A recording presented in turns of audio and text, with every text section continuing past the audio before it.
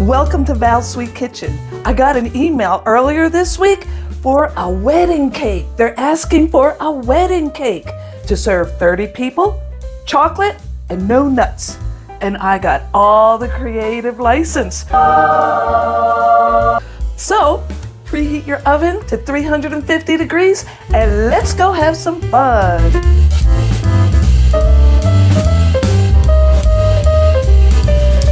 To serve 30 people, that's roughly 2 8-inch cakes. And 2 8-inch cakes, the batter is the equivalent of a 9-inch on the bottom and a 6-inch on top. So you can see we've got a nice ledge here to put some beautiful decorations. We're going to start by preparing the pans. I use parchment papers, and I borrowed a bigger mixer for this job because I'm going to mix both tiers at the same time. You're going to sift together all your dry ingredients. That's your flour, and I put an 8-inch cake recipe in the description below. Just double it. And your cocoa powder, your baking powder, and your baking soda, espresso powder, and kosher salt, your sugar. And just to make sure I have my baking powder and baking soda all the way mixed in, I'm going to whisk it because this is a lot. In a separate bowl, mix all your wet ingredients. Sour cream, your vegetable oil, and all your eggs, and your vanilla extract. And now you know why I have such a big bottle of vanilla extract. Whisk that all together. Add it into the dry ingredients a little bit at a time. Then add your hot coffee. And just to make sure, because I have so much batter, I'm gonna run a whisk through it so there's nothing hiding on the bottom. And then fill your cake pans about halfway up, halfway full. I'm also making sure there's equal amounts of batter in each pan by weighing them. This is a wedding cake, and I use cake strips. That alters the baking process so you get flat tops every time. And I don't have to mess with the oven temperature or anything. So, bake at 350 degrees for 30 to 40 minutes or until a toothpick comes out clean. And it's okay to leave the batter rest for 30 minutes while these bake, and then we'll bake the 6-inch.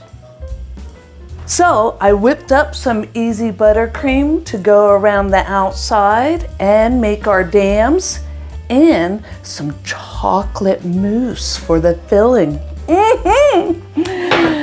So let's put this together. I'm going to start with the top layer, and that's a 6-inch. I don't have a 6-inch cake board, so I drew a circle exactly in the center, and I'm just going to cut around and make sure I cut off the pencil.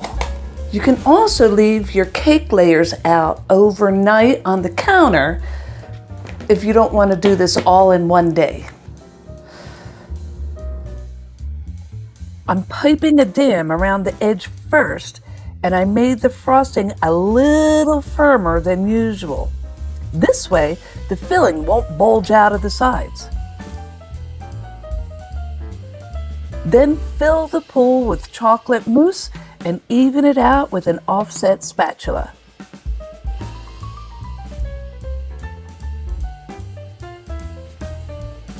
And I'm putting fresh raspberries on top because they go so well with the chocolate.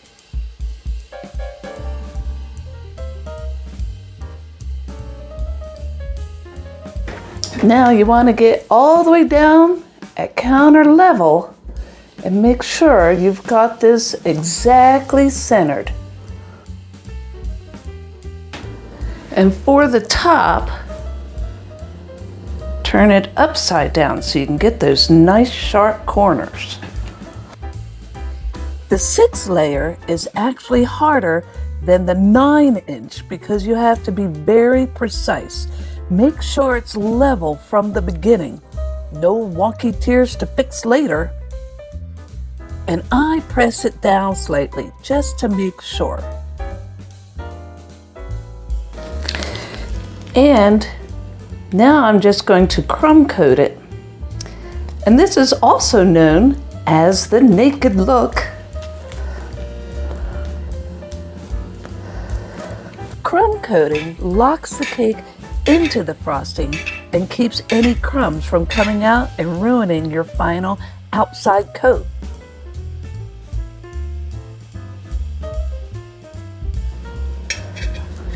I'm going to slip this into the freezer while I work on the bottom tier.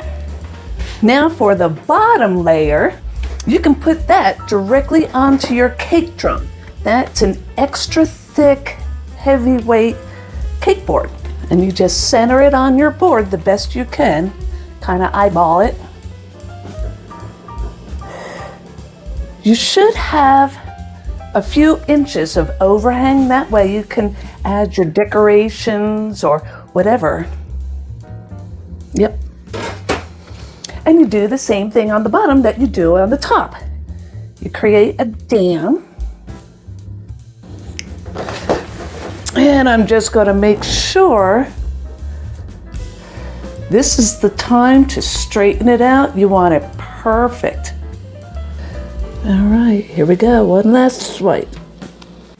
Just clean off the cake drum a little bit before I put it in the refrigerator to chill for 30 minutes. And now that the bottom tier is firmed up and chilled, it's time to put in our supports. I use the plastic straws. All you do is first you outline where you're going to put them.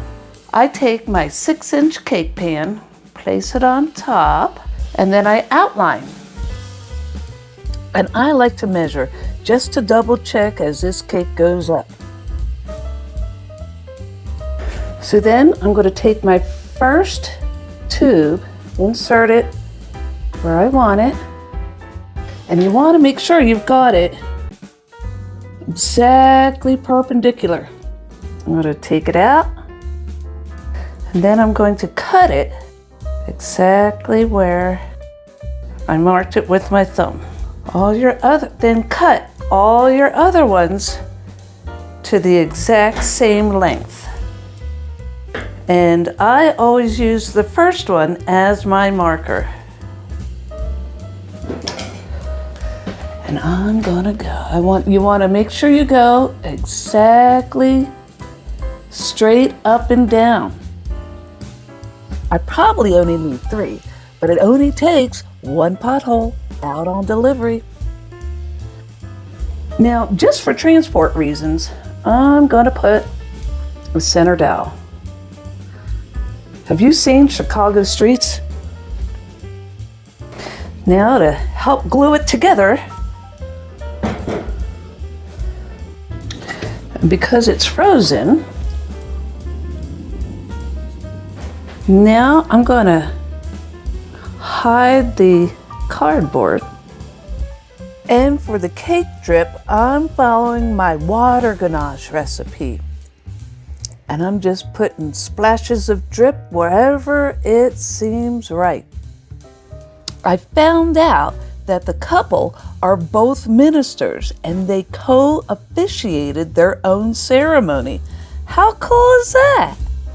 They both earned Master of Divinity degrees at the University of Chicago Divinity School, and they met when they were students living at the Disciples Divinity House. They were married on October 15th in the chapel. Now for the roses, I'm going to snip each of them real close and wrap the ends in plastic wrap. That way none of the liquid will come out of the stem. And to place it in there, into the cake, I'm just going to use a chopstick.